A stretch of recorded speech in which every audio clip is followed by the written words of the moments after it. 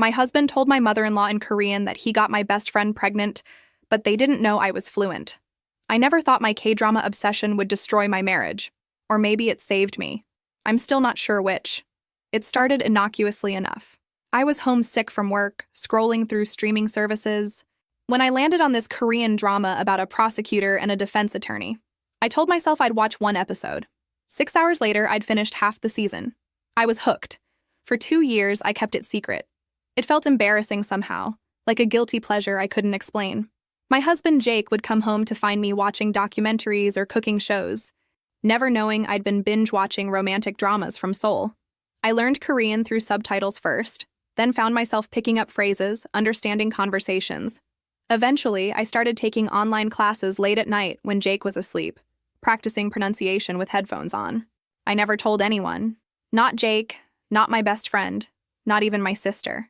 It was my private world, my escape from the monotony of corporate law and the subtle disappointments of a 7-year marriage that had become more routine than romance. Then his parents visited from Seattle for the weekend. Jake's mother had never quite warmed to me, though she maintained a polite facade. His father was kinder, quieter. We'd just finished dinner, and I was clearing plates when I heard them switch to Korean in the living room, speaking in that easy way people do when they think they're in a safe space. "So you finally got what you wanted?" his mother asked. Her voice had that particular tone mothers use when they're worried but trying not to show it. Jake's response made my hands stop moving. "Yes, she's 8 weeks along now." The plate I was holding nearly slipped. I gripped it tighter, forcing myself to keep loading the dishwasher. My heart hammered so hard I could feel it in my throat. "And Vera suspects nothing?" his mother pressed. "Nothing. She has no idea." His father's voice was troubled. "This situation with her friend? It's delicate. I have it under control," Jake said, with the confidence of someone who thought he'd covered every angle. "She'll never find out." I closed the dishwasher as quietly as I could, though the rushing sound in my ears made everything feel distant and muffled. My reflection in the kitchen window stared back at me, pale and strange. I recognized the words, understood the implications, but my brain felt like it was moving through fog. 8 weeks. Her friend. Never find out. I walked back into the living room with a smile I'd practiced 1,000 times in courtroom depositions. "Anyone want coffee?" Jake looked up, completely relaxed. "That'd be great, babe." His mother's eyes met mine for just a second, searching for any sign that I'd understood. I kept my expression pleasant, blank. She nodded slowly and turned back to her son. I made coffee with hands that somehow didn't shake, served it with a steady smile, made small talk about their flight, about Jake's father's golf game, about nothing at all that mattered. When they left the next morning, I hugged his mother and thanked her for visiting, and she held on just a fraction longer than necessary, as if trying to decide whether to say something. After they drove away, Jake pulled me into his arms. "That went well. They really love you, you know." "I know," I said softly, already planning my next move. The decision crystallized in that moment. I wouldn't confront him. Not yet. Not until I knew everything. Not until I had proof, documentation, leverage. 7 years of marriage had taught me that Jake was careful, methodical. Whatever he was hiding, he'd hidden it well, but he'd made one critical mistake. He'd assumed I was still the woman he married, the one who smiled and nodded through his parents' Korean conversations, oblivious and content. That woman was gone, and he had no idea. 3 weeks passed.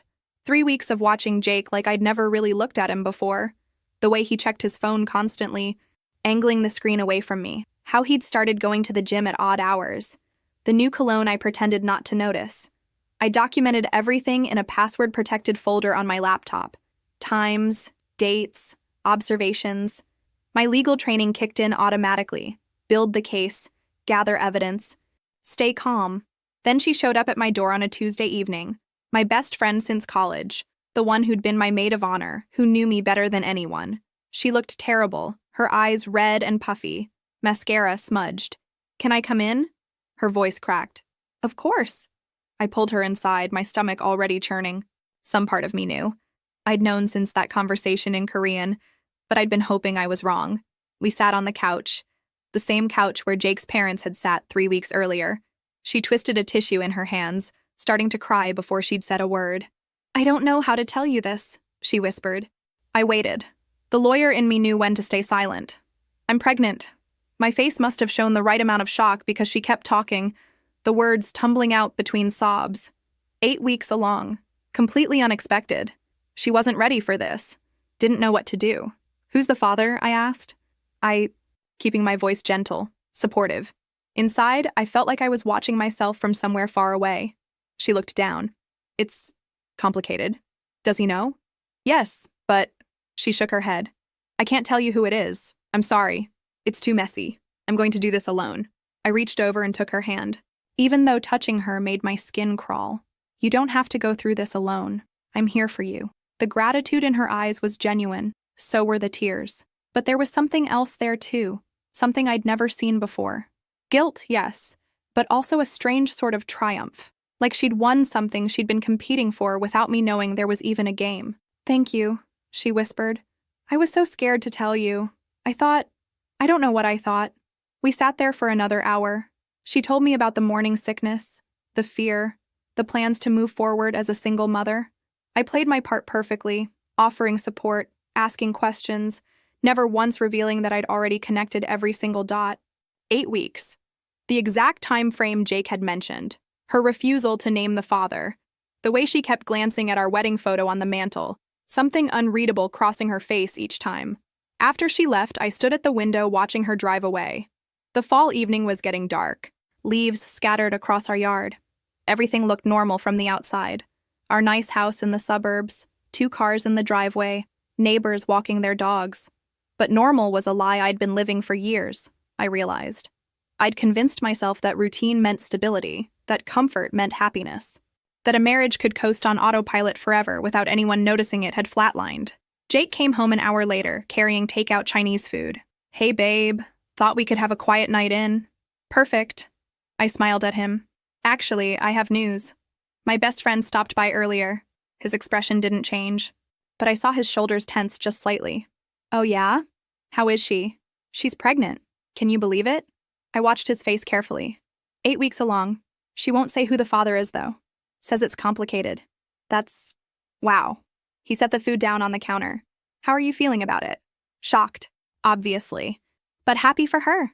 I moved closer to him. I told her we'd support her however we can. I hope that's okay. Of course. He pulled me into a hug.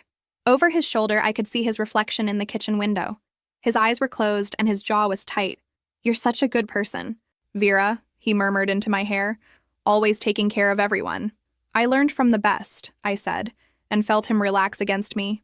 That night, lying in bed beside him, I stared at the ceiling while he slept, or pretended to sleep. I could no longer tell the difference. The man I'd promised forever to was a stranger.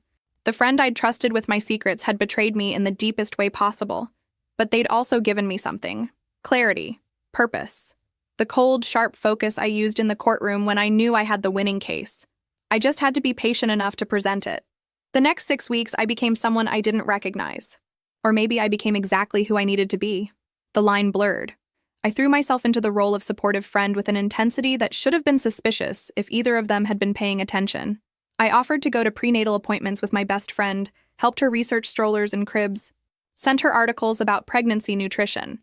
Every text message, every concerned phone call was calculated to make her trust me, to make her believe I had no idea. You're being so amazing about this, she said one afternoon as we sat in her obstetrician's waiting room. She was 12 weeks along now, just starting to show. I was worried you'd judge me for doing this alone. Why would I judge you? I squeezed her hand. You're one of the strongest people I know. She looked away, and I saw tears forming. Sometimes I wonder if I'm making a huge mistake, if I should just tell him he needs to be involved. The father?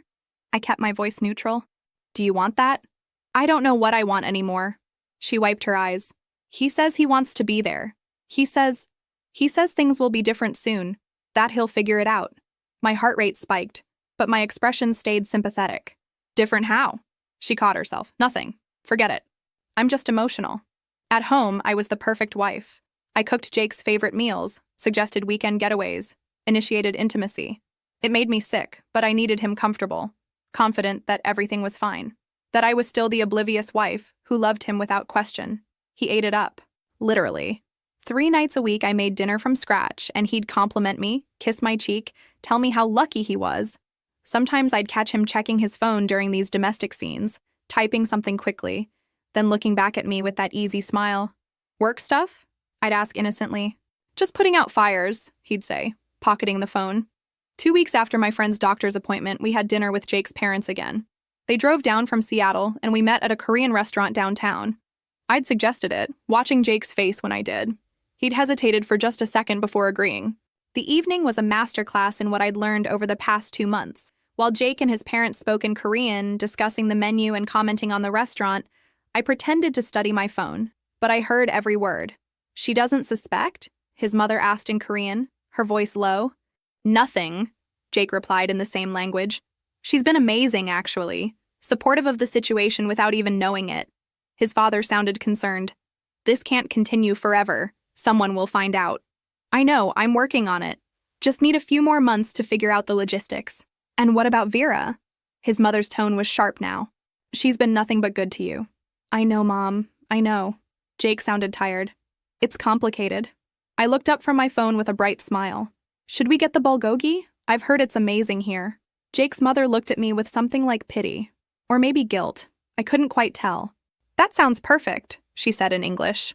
Later that night, I downloaded a monitoring app onto Jake's phone while he was in the shower. It wasn't legal exactly, but I'd found a gray area. The app would clone his messages to a cloud account I could access. It would take a few days to start populating data, but I could wait. I'd become very good at waiting. The next weekend, I suggested we visit my friend, bring her dinner and baby gifts. Jake agreed immediately, too enthusiastically. We showed up with takeout and a bag of maternity clothes I'd bought. "You guys are too much," she said, but she was smiling. Looking at Jake just a little too long. Looking at me with that combination of gratitude and guilt that I'd learned to recognize. We sat in her living room, and I watched them try so hard not to watch each other. The way their eyes met when they thought I wasn't looking. How he touched her arm when he handed her a glass of water. Just a second too long. How she blushed and turned away. "This is nice," I said, smiling at both of them. The three of us together, like old times. The irony hung in the air, invisible to them, perfectly clear to me. That night, driving home, Jake reached over and took my hand. "Thanks for being so good to her." "I know this situation is strange. She's my best friend," I said simply. Of course I'd help her. Still, not everyone would be so understanding about their friend having a baby as a single mom. I looked out the window at the passing streetlights. Everyone deserves support, no matter what choices they make. He squeezed my hand, and I let him, counting down the days until I had everything I needed. The monitoring app started feeding me data within 48 hours. I'd access it at work, locked in my office with the door closed, scrolling through messages that confirmed everything. "Can't wait to see you tomorrow. She's working late." I hate lying to her. "When can we stop pretending?" "The baby kicked today. Wish you could have felt it." Each message was a small death, but I saved every single one. Screenshots automatically uploaded to a secure cloud account. Evidence. Protection. But I needed more than messages. I needed proof that would hold up anywhere. So I hired a private investigator, using money from an account Jake didn't know about. I'd opened it 3 years ago, something that had seemed paranoid at the time but now felt like prophecy. The investigator's name was Quinn. She was in her 50s, professional, discreet. We met at a coffee shop 2 towns over. "How long has this been going on?" she asked, taking notes. "At least 3 months that I know of. Probably longer." "What do you need from me?" "Everything. Documentation, photos, timeline. I'm a lawyer. I know what will matter in court." She nodded. "This isn't my first divorce case. I'll be thorough." "She's pregnant. The baby is his." "Do you want me to document that connection?" "Yes, but carefully. I don't want either of them to know they're being watched yet." "They won't." Over the next month, Quinn sent me regular updates. Photos of Jake's car outside my friend's apartment at odd hours. Credit card receipts from hotels. A timeline that stretched back 8 months, not 3. They'd been careful, but not careful enough. The most damaging evidence came from the messages I was collecting, including deleted conversations they thought were safe. "I love you. I've loved you since college. I should have married you instead." Once I've told her, "We can finally be together." "What about the house?" "My lawyer says it'll be split, but I'm okay with that. You're worth it." I read that last message 3 times, sitting in my car in the office parking garage. My lawyer. He'd already started planning his exit, his new life. While I'd been making him dinner, he'd been strategizing how to leave me. The anger was a living thing inside me, but I channeled it into action. I opened a separate bank account at a different institution, started transferring money in small amounts that wouldn't trigger alerts. Not stealing, just protecting what was mine. I removed my grandmother's jewelry from our safe deposit box, along with important documents, stored them in a safe deposit box at another bank, one in my name only. I made copies of tax returns, investment statements, property deeds, everything that showed what we owned together, what I was entitled to. "You're better at this than most of my clients," Quinn said during one of our meetings. "Most people are too emotional to think strategically." "I'm emotional," I admitted. "I'm just good at waiting to fall apart." At home, the charade continued. Jake had started dropping hints about changes coming, about maybe wanting to move somewhere new, start fresh. "What brought this on?" I asked one evening, as we sat on the couch. "Just thinking about life, about what we want. If this is really it for us." The words hung there, and I could see him working up to something, testing the waters. "Are you happy, Vera?" he asked quietly. It was the first honest question he'd asked me in months. I thought about lying, maintaining the illusion, but something in me couldn't quite manage it. "I thought I was," I said carefully. "But lately I've been wondering if happy is the same as comfortable. If maybe I've been settling." He looked surprised, like he'd never considered that I might have doubts too. "Have you thought about what you'd want? If things were different?" "Freedom," I said, and meant it. "I think I'd want to feel free again." He nodded slowly. "Yeah, I get that." We sat in silence for a while, and I realized this was the most honest conversation we'd had in years. Both of us circling around the truth, neither brave enough to say it directly. But I didn't need him to be brave. I just needed him to stay complacent while I finished building my case. That night, after he fell asleep, I logged into the cloud account and reviewed everything. Messages, photos, financial records, timeline documentation. Quinn's reports were meticulous. The case practically built itself. But I wasn't ready yet. There was still one more piece I needed. One final, undeniable proof that would end any argument about whose baby she was carrying. And I was getting close to figuring out how to get it. She was 18 weeks along when she decided to have a baby shower. Early, but she wanted to celebrate before she got too uncomfortable. I offered to help plan everything. "You don't have to do all this," she said as we addressed invitations at her apartment. "I want to," I assured her. She smiled, one hand on her bump. "I keep thinking he'll want to be here, that he'll change his mind about staying hidden. Would you want that?" "I don't know anymore. Sometimes I think about just telling everyone, but it's too complicated. Too many people would get hurt." The shower was at a restaurant with a private room. 20 women showed up, friends and family, all cooing over baby clothes and tiny shoes. I'd chosen my outfit carefully. A blue dress Jake once said brought out my eyes. I wanted to look good. Jake stopped by, supposedly just to drop off a gift. But his timing was perfect, right when he'd texted me saying he had a client meeting. Another lie. "I won't stay long," he said, handing my friend a wrapped box. "You didn't have to get me anything," she said, but her eyes were bright. "Of course I did. Your family." I watched them from across the room. His hand lingered on her shoulder. Her fingers brushed his as she took the gift. The way they looked at each other when they thought no one was watching. But I was always watching now. Jake's mother arrived 20 minutes later. I hadn't known she was invited. In Korean, she asked my friend, "How are you really feeling?" "Scared," my friend replied in Korean. She spoke it too, another secret. "But happy. Is that wrong?" "No, dear. Though perhaps it should be." Jake's mother glanced at me. I took photos throughout the afternoon, but I made sure to capture other things too. Jake's hand on my friend's lower back, the way they stood too close. His mother watching them with concern, then watching me with pity. When I suggested a group photo, I positioned myself next to Jake, smiled at the camera like everything was perfect. Like I didn't notice how his body angled toward her. "Perfect," I said, checking the shot. Evidence, documented and dated. After Jake left, I helped clean up. My friend was tired, overwhelmed. "Thank you," she said. "You're the best friend anyone could ask for." The words should have hurt more, but I'd gone numb to that pain. "That's what friends do," I said. That night, I uploaded all the photos to my secure drive and emailed Quinn. "I need to obtain a DNA sample from my husband.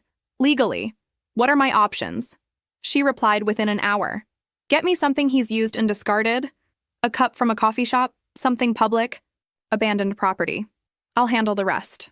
Simple, legal, brilliant. The next evening, I suggested we go out for dinner. Jake agreed easily.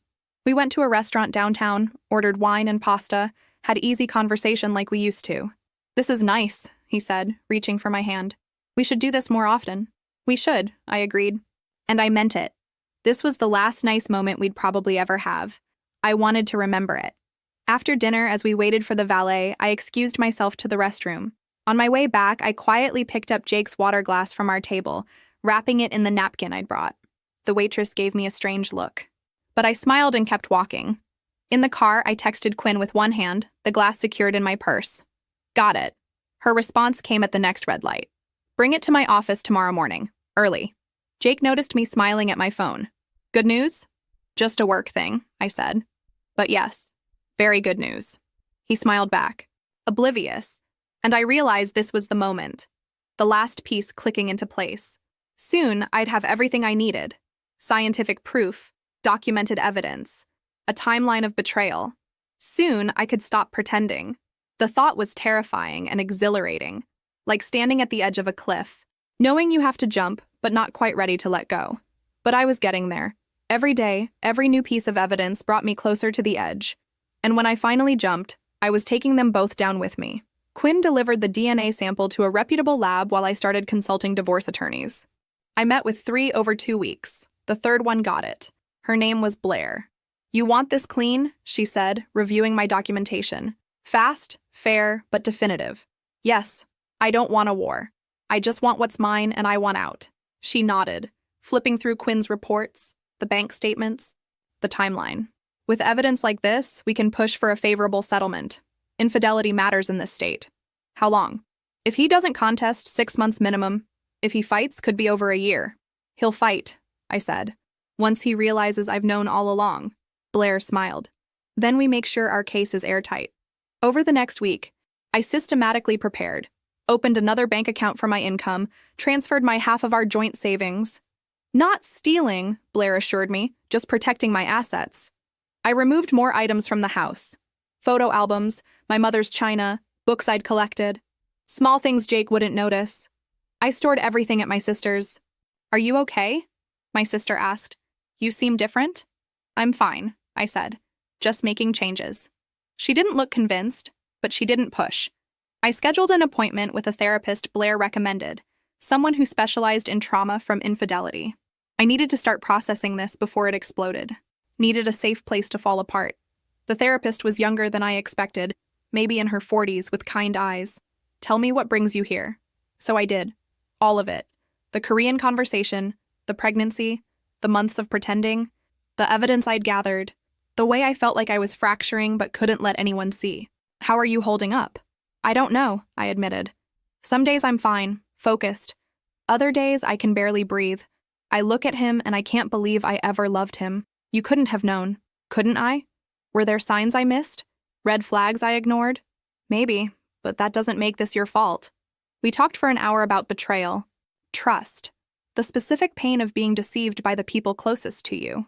She didn't offer easy solutions, just listened, helped me untangle the emotions I'd been suppressing. What you're doing, the way you're handling this, she said as I left. It's smart. You're protecting yourself. That matters. 10 days after I'd given Quinn the glass, the DNA results arrived. I was at work, door locked. My hands shook as I opened the attachment. Probability of paternity, 99.9%. I'd known, but knowing and having scientific proof were different things. This made it real. I forwarded the results to Blair and Quinn, then saved 3 copies in different secure locations. This was it. The final piece. The evidence that would end my marriage and destroy a 15-year friendship. That evening, I went home and cooked dinner like always. Jake came in, kissed my cheek, asked about my day. We ate pasta and talked about a movie we might see that weekend. Normal, routine, a complete lie. After dinner, as I loaded the dishwasher, Jake came up behind me and wrapped his arms around my waist. I love you, he said quietly. He hadn't said those words in months. The timing felt significant.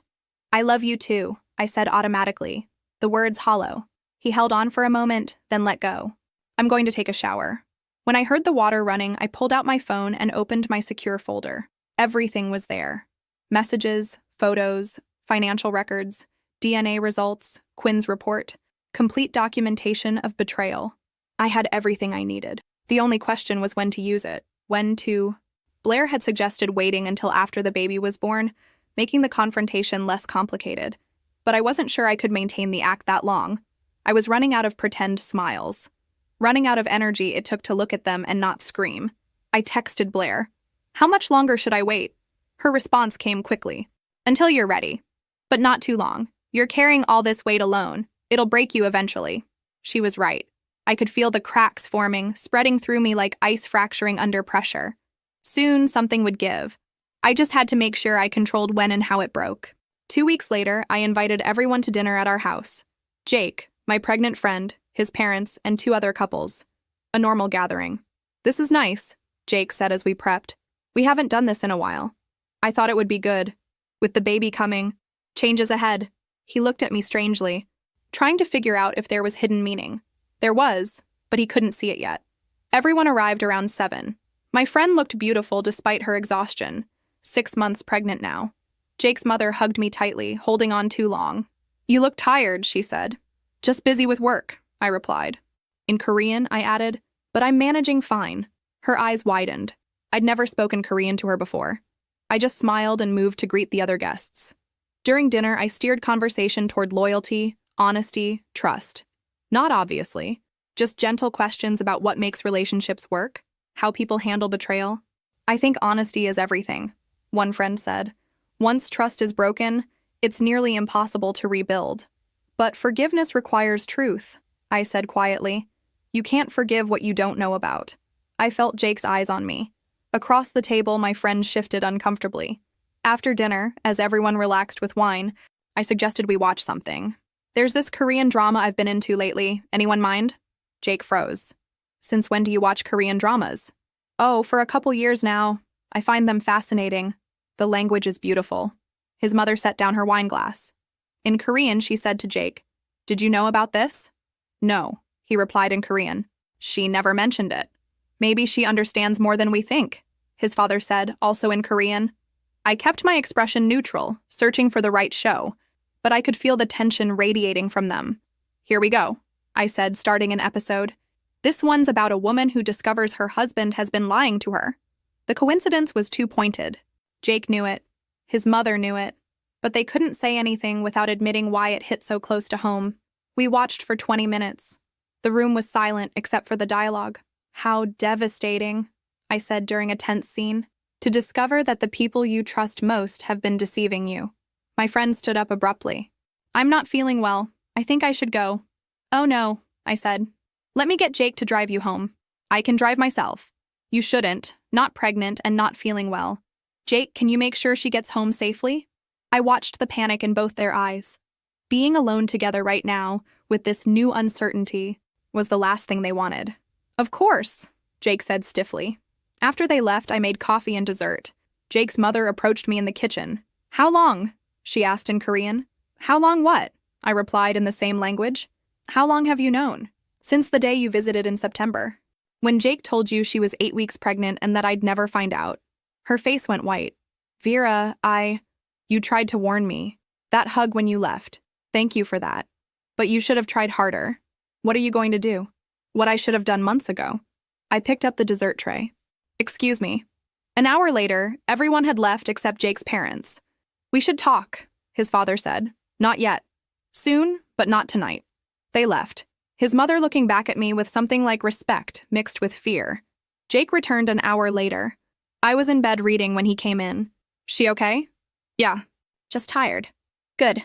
He got ready for bed in silence, then slid under the covers. You speak Korean? Yes. How long? Does it matter? He didn't answer. We lay there in the dark, and I knew he was calculating what I'd heard, what I knew, how much danger he was in. That show, he said. That wasn't a coincidence.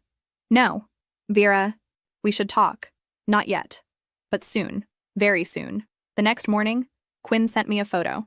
Jake's car outside my friend's apartment at 2 a.m., 3 hours after he'd supposedly dropped her off and come straight home.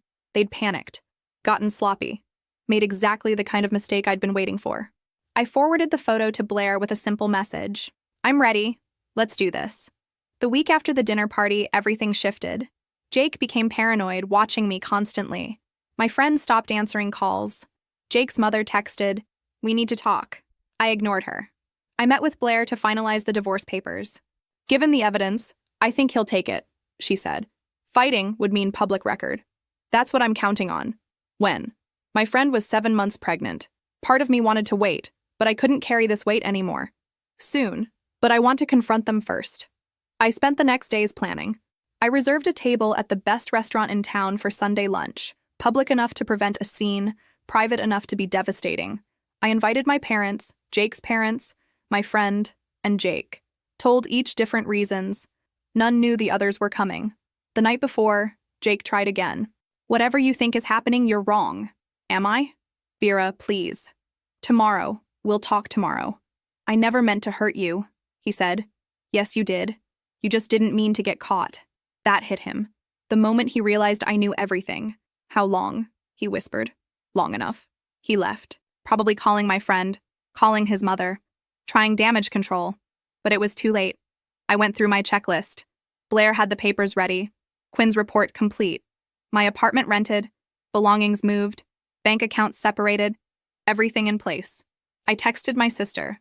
Tomorrow, everything changes. I'll explain after. But I'm okay. She called immediately. What's happening? I'm leaving Jake, and I'm making sure everyone knows what he did. We talked for an hour. She was angry, supportive, proud. Sunday morning, I wore my best dress, the dark green one, did my makeup carefully, looked in the mirror. Stronger, sharper, ready. Jake watched me with anxiety. What's this really about? You'll see.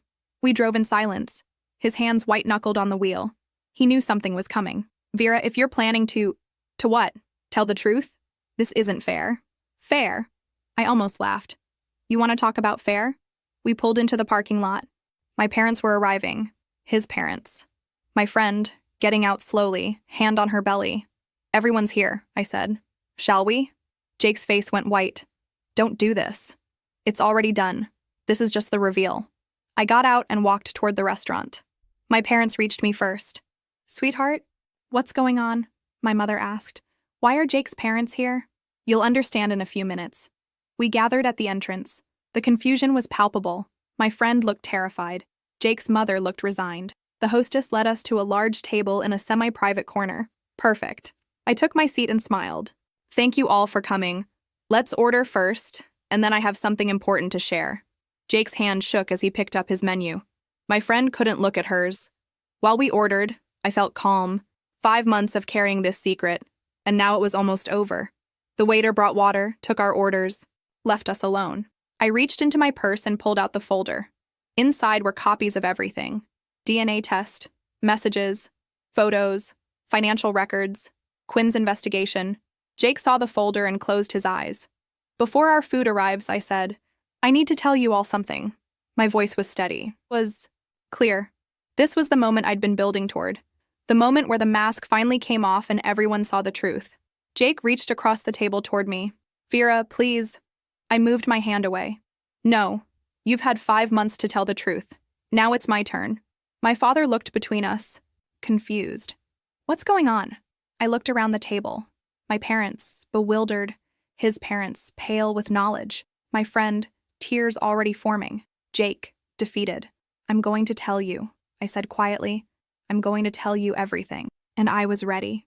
After months of silence, of pretending, of carrying their secrets, I was finally ready to speak. I took a breath and began. For the past 2 years, I've been secretly learning Korean, I said, looking at Jake's mother. Every conversation you thought was private, I understood every word. She nodded slowly. She'd suspected. That's how I found out in September. Jake told you his girlfriend was 8 weeks pregnant, that I'd never find out. I turned to my parents. The girlfriend is sitting at this table. She's carrying his child. My mother's hand flew to her mouth. My father's face went red. I pulled out the first document. This is a DNA test. It shows 99.9% probability that Jake is the father of my best friend's baby. I placed copies in front of everyone. My friend started sobbing. Jake sat frozen. I've known for 5 months. I've spent that time documenting everything. Every lie. Every secret meeting. Every hotel receipt. I pulled out more papers, messages, photos, financial records. They've been together for at least 9 months, planning their future while I played the supportive wife and caring friend. My father stood.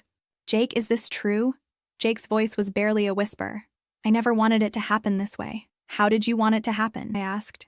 When were you planning to tell me? Or were you just going to keep lying? I was going to tell you. I just needed time. Time for what? To cover your tracks? You already consulted a lawyer. I have proof. I turned to my friend, crying so hard she could barely breathe. 15 years of friendship, you were my maid of honor, and you still did this. I'm sorry, she whispered. I didn't mean for it to happen. Yes, you did. You've been in love with him since college. I found your old journals when I was moving my things. You wrote about him constantly, about how I didn't deserve him. She looked shocked. I had keys, remember? I used them to gather evidence. This wasn't accidental. You pursued him deliberately. Jake's mother spoke. Vera, we are so sorry. You were protecting your son. I understand. What I don't understand is how he could do this. I pulled out the divorce papers and placed them in front of Jake. These outline our settlement. Fair, given the circumstances. You have 1 week to review and sign. If you don't, I file in court and all of this becomes public record. Jake picked up the papers with shaking hands. Vera, please, can we talk privately? No. You had months to talk privately and chose to lie. Now everyone knows the truth. My sister, who I'd called that morning, appeared at my side. Your things are already at Mom and Dad's. I stood. I'm done here. Jake, you'll be served the official divorce papers tomorrow. My lawyer will be in touch. I looked at my friend one last time. I hope he was worth it. I hope the life you've built on lies makes you happy. But when someone shows you they're capable of betrayal, believe them. I turned to my parents. Can we go? My mother was already standing. My father put his arm around me. As we walked toward the exit, Jake called after me. Vera, wait, please. I stopped but didn't turn. There's nothing left to say. You made your choice, now live with it. I walked out into the sunlight. Behind me, chaos. My friend's sobs. Jake's mother speaking rapidly in Korean. A family imploding. But I kept walking. Into the parking lot. Into my future. My mother hugged me tight outside. I'm so proud of you. I should have done it sooner. You did it when you were ready. That's what matters. My father was silent, tears on his face. My sister squeezed my hand. What now? She asked. Now? I took a deep breath, feeling lighter than I had in months. Now I start over. We drove to my parents' house. My things were there, boxes stacked in my old bedroom. My mother made tea. My father sat with his arm around me. My sister kept shaking her head, still processing. How did you stay so calm? She asked. For 5 months? I had to. I needed the evidence. I needed to be smart about this. And the Korean? You really learned it without anyone knowing? I watched a lot of dramas. I smiled for the first time that day. Never thought they'd be the thing that saved my marriage. Or ended it, I guess. My phone started buzzing. Jake calling. Then my friend. Then Jake's mother. I turned it off.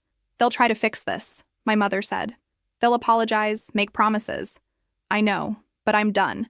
Some things can't be fixed.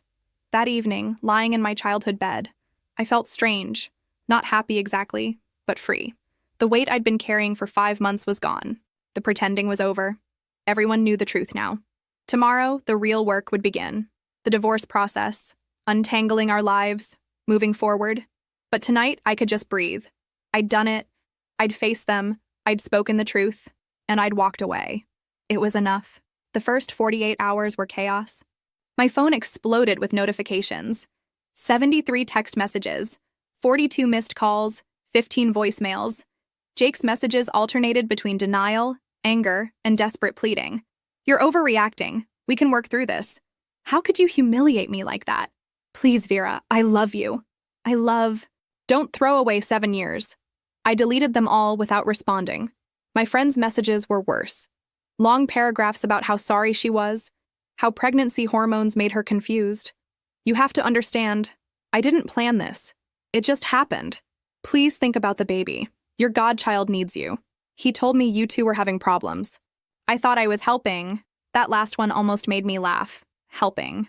I blocked her number. On Tuesday, she showed up at my parents' house. I watched through the window as she rang the doorbell repeatedly. My mother had to tell her to leave. She's not ready to see you, my mother said firmly, and I don't know if she ever will be. Please, just let me explain. There's nothing to explain. You know what you did.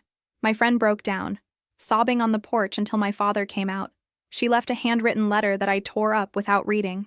Jake's parents tried differently. They sent flowers with a card in English and Korean, apologizing. Jake's mother left a voicemail. Vera, I am so sorry. I should have told you immediately. You deserved better. You deserved the truth. I saved that voicemail, the only genuine apology I'd received. Blair called Tuesday evening. Jake signed the papers. Already? He knows he has no leverage. Fighting would cost more, both financially and in reputation. So it's done? In 6 months. That's the mandatory waiting period. But yes, essentially done. 6 months. Half a year until I was officially single. Jake tried once more Wednesday. He showed up at my office. I gave him 5 minutes in a conference room. He looked terrible. "I'm sorry," he said. "I never wanted to hurt you. But you did, repeatedly, for months. I know I was a coward. I should have ended things with you first. But I thought—" He stopped. "I don't know what I thought. You thought you could have both, the stable marriage and the exciting affair." He nodded, unable to meet my eyes. "How did you stay so calm? For all those months?" "Because I had to. Because falling apart would have given you control. I deserve that." "Yes, you do." I stood. "Is there anything else? Are you okay?" "I will be. Eventually." I walked toward the door. "Goodbye, Jake." "Vera?" "Wait." He grabbed my arm, then let go when I stiffened. "I want you to know, I did love you. That's the saddest part," I said quietly. "I don't think you ever really did. You loved the idea of me, the stability, but you never loved me enough to be honest. And that's not love at all." I left him there and went back to work. Later, in the bathroom, I cried for 5 minutes. Then I washed my face and returned to my desk. That evening, my therapist asked how I was handling everything. I'm angry. Not at them being together, but at the lies. At being made to look like a fool. Those are valid feelings. I keep thinking about signs I missed. Ways I could have prevented this. You couldn't have prevented this. They made their choices. All you can control is how you move forward. Moving forward. What did that look like? By Friday, 1 week after the restaurant, the messages had mostly stopped. Jake had moved into a rental. My friend had stopped contacting me. Jake's parents had given me space. The chaos was settling. The dust was clearing. I was still standing. That night, my sister came over with wine and takeout. We sat in my childhood bedroom, surrounded by unpacked boxes. "Do you regret how you did it? The public confrontation?" I thought carefully. "No. They made me complicit in their lies by keeping me in the dark. I needed everyone to know the truth. I needed witnesses." "Fair enough." She poured more wine. "What's next?" "Next, I find an apartment. Get settled. Focus on work. Eventually, figure out who I am outside of this marriage." "You're going to be okay," she said. Better than okay. I wanted to believe her. Some days I almost did.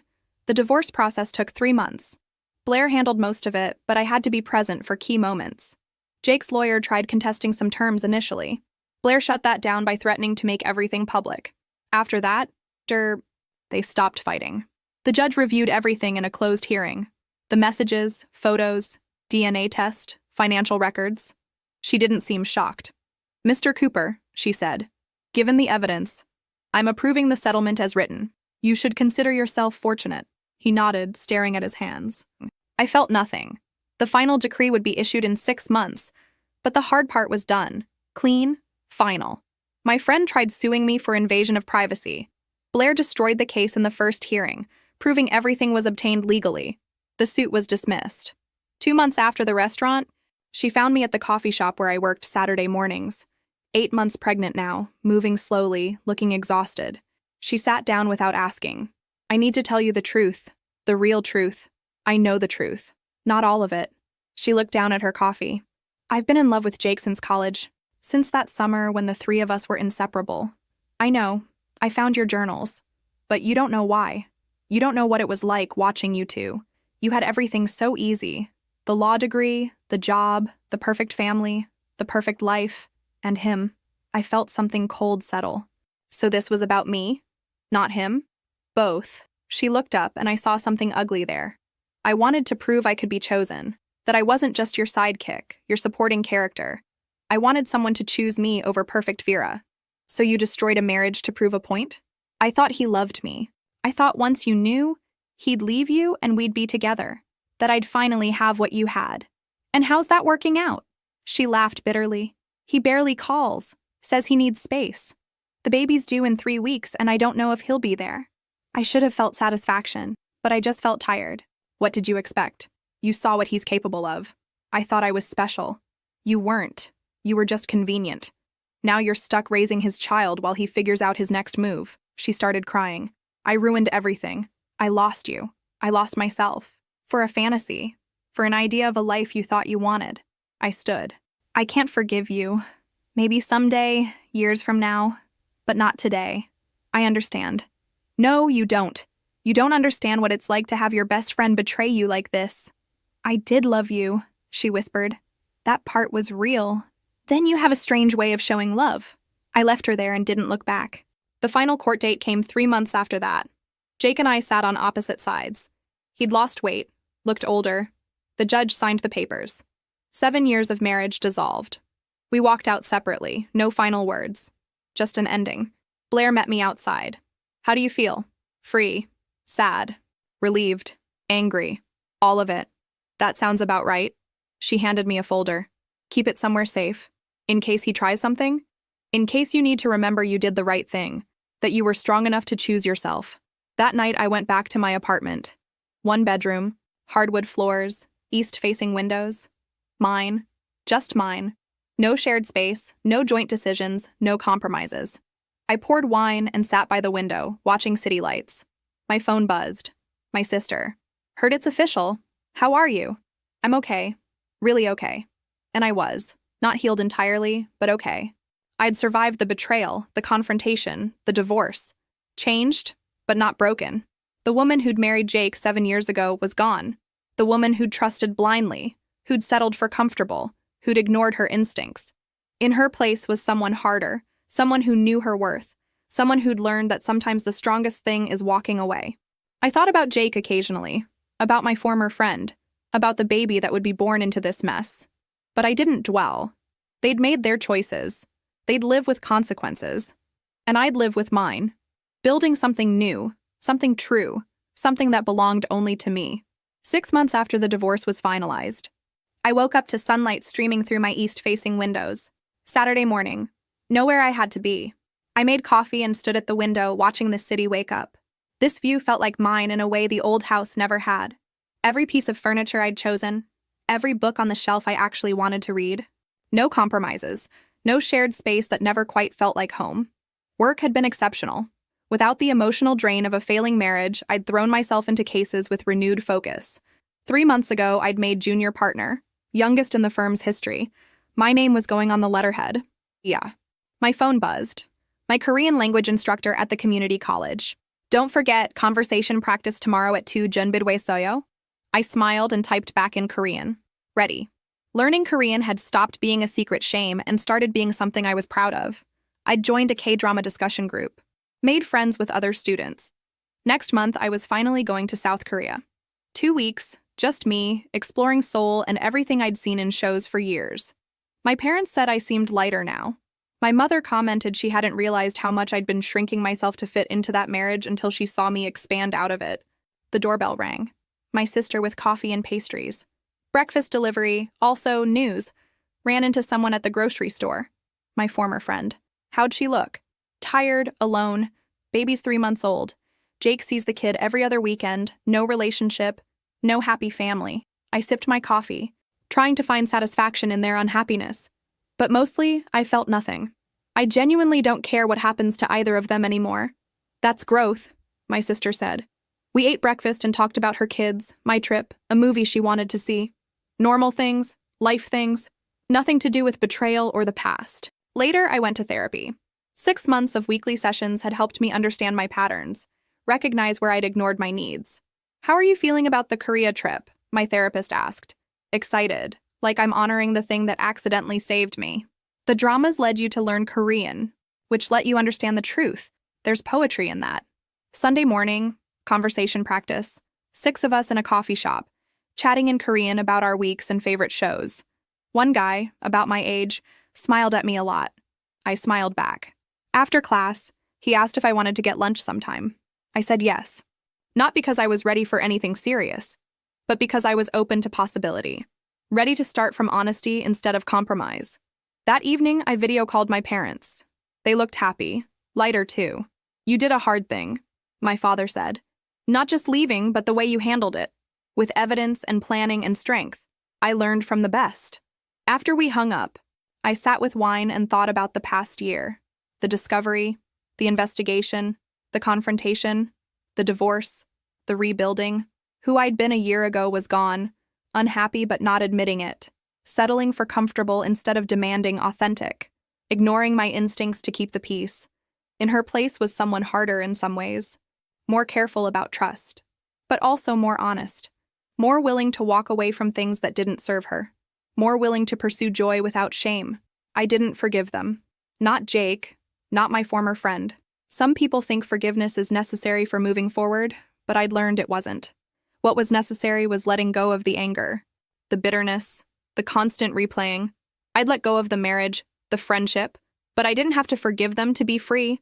I just had to stop carrying their betrayal like it was mine to hold. Through mutual friends, I'd heard bits. Jake was dating someone new already. My former friend struggled with single motherhood and postpartum depression. His parents had cut him off financially. She'd moved back with her parents. Their lives had gotten smaller, more complicated. Mine had gotten bigger. I had my career, thriving, my family supporting me, my therapy, my hobbies, my apartment, my freedom, which I'd fought for and earned. Some days were still hard. Some nights I still cried, processing the loss of what I'd thought my life would be. But those days were fewer now, farther between. I walked to the window, looking at city lights. Somewhere out there, Jake was living his life. My former friend was raising his child. The life they'd planned together had crumbled. And I was here, with my plans for Korea and my Korean class and my career and my family.